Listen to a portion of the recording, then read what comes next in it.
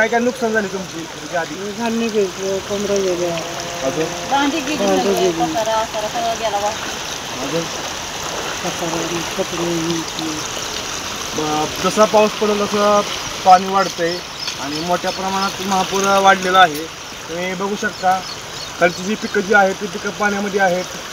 काही काही लोकांच्या घरामध्ये पाणी आहे, वरतीसुद्धा पाणी आहे आणि जेणेकरून यांना सरकारकडून काही ना काही फुलाची बाकडी किंवा पैसे मिळावं हीच आमची विनंती. एवढे बोलतो आणि ते थांबतो. जय हिंद, जय महाराष्ट्र.